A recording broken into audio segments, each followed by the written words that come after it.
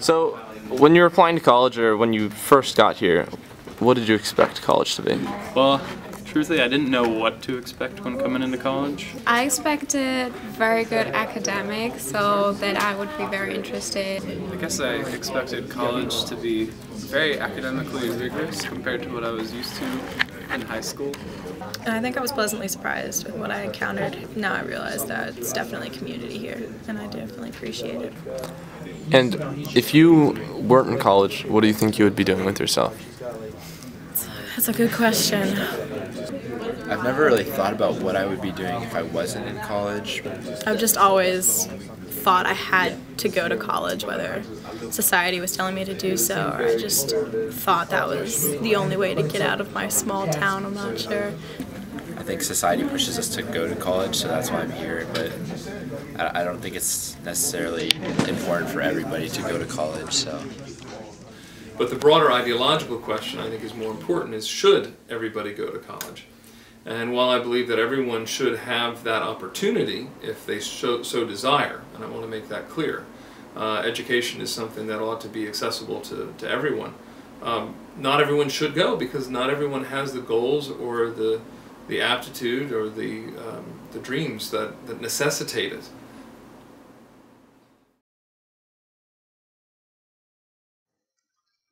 American colleges are quite different now than they were at their conception. The first colleges in America were founded in the late 1600s and are now known as the Ivies. During this time, attendance to college was uncommon, and it was primarily focused on religious education. Then, in the late 1800s, the Land-Grant Act set the stage for public universities to rise in prominence. During this time, universities start the shift towards becoming more widely accessible, and many degrees shift to becoming more job-oriented. A college degree is required for almost all higher-level jobs now, resulting in a very large demand for college degrees as methods of obtaining jobs. In 2012, 2/3 of high school graduates were enrolled in colleges or universities. This demonstrates how attendance to college immediately after high school has become a societal norm. So now the standard was you had to have a bachelor's degree before you could get just about any job out there. Used to be a job in banking and finance, things like that. You did not necessarily need to have a college level degree. Now everybody not only has to have a bachelor's, but in many cases you need to have a master's degree, where even when I was coming out of college you didn't have, bachelor's would have been significant enough. For me, being in the science field, having that degree is really important to go to the next level. And without that degree, you can't really make it to the next level. So It's very difficult to get a job in science higher than an internship with no college degree. No one's going to take you seriously.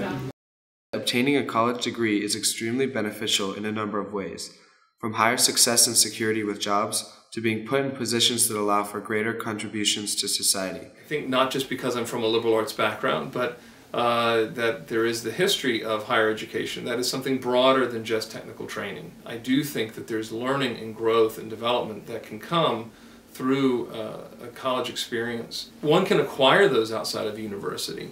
It has to be very intentional. Yet the problem lies not in the degree itself, but the failure to graduate college. Enrollment into a university does not guarantee the degree.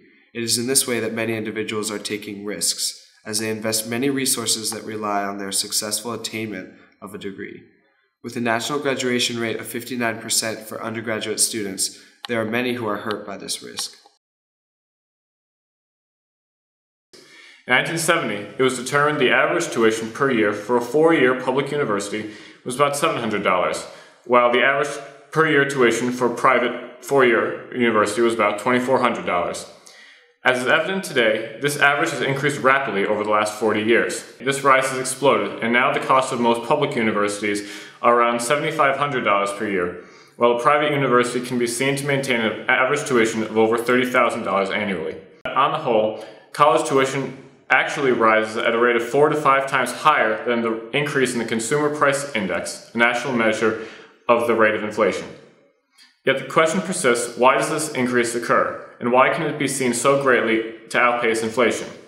The simplest answer is that universities are institutions of profit. And as the demand for spaces within the universities increases, they are able to charge higher rates without turning prospective students away. Furthermore, one of the most expensive elements on campus is tenure. Many administrators and professors throughout the university systems have tenure and thus necessitate payment. In fact, while enrollment rose between 1993 and 2007 by 14.5%, administrators employed per student rose nearly 40%, and spending on administration per student rose by 66%. Furthermore, in 2011, 20 of Harvard's 48 professors were on leave. Finally, within the last 10 years, federal grants to universities has fallen significantly, removing much of the funding from these universities altogether. Although, instead of downsizing, many provosts see the necessity to increase tuition in order to offset these drops. If somebody's inventive and likes systems and moves more towards engineering, which is something you thought about, well then you need to have the degree, you need to have the accreditation, and the salaries are commensurate then. Where that break point is for any given individual is going to depend. Challenges is saying, okay, how much money can I afford to pay now? How much can I afford to take out in loans? And what is my expected income, and what do I think that my return is going to be?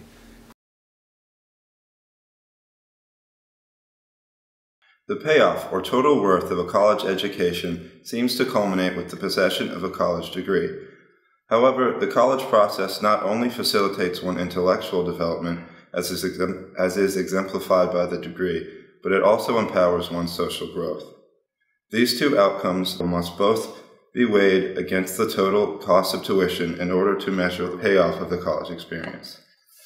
There is considerable support for the notion that the rate of return on investment in higher education is high enough to warrant the financial burden accompanied with pursuing a college degree. College graduates, on average, earn more than high school graduates and end up being able to pay away the debt a college education incurs upon them. College graduates also enjoy benefits beyond increased income. A 1998 report published by the Institute for Higher Education Policy reviews the individual benefits that college graduates enjoy, including higher levels of saving, increased personal and professional mobility, improved quality of life for their offspring, better consumer decision-making, and more hobbies and leisure activities. While it is clear that investment in a college degree is a financial burden, ultimately, the value of any college degree lies in the hands of the student. The graduate's work history, imaginative power, choice of a major in school, and personal motivation are all up to the individual. When it comes down to it, the worth of a college education is entirely subjective. It is up to the individual to make whatever he or she chooses in life worthwhile. See, for me, my degree is not just a piece of paper. It's letting me do what I've always wanted to do since I was a little girl. I was asking, trainers at SeaWorld what college degree I'd have to get so I could go into the field, and I was 2. So the worth of my college degree, yeah, it'll help me get a job, but I really just want to absorb as much information as possible because that'll really help you in the long run. Many people do think the degree is just that piece of paper, but I think it's more than that. It's a symbol for what we've learned in college and all the experiences that we've had. Maybe people like to look at your grades, your GPA, when they're weighing whether to hire you or not, but I'm more interested in taking away real genuine knowledge of the topics that I'm interested in. I know what I want to do, and it's helping me figure out how to do it, if that makes sense. Very long-winded answer, but it really just comes down to basically that list of pros and cons for you as an individual, the sorts of things you want to do, the goals that you have for yourself. It really is an individual decision. Is there one piece of advice to somebody trying to figure out whether they should go to college or not? Obviously the fundamental answer is to know yourself. My main message is try not to let society say to you there is one right answer. You need to figure out what the right answer is for yourself. Universities are still going to be here. Jobs are out there, and it's not easy, but if you have passion and you know yourself, then you'll find a way.